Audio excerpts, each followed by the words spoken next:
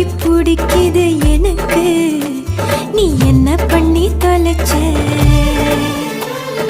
பெரியாரும் பிடிக்குது பெருமாளும் பிடிக்குது எனக்கு, நீ என்ன பண்ணி தொலைச்ச?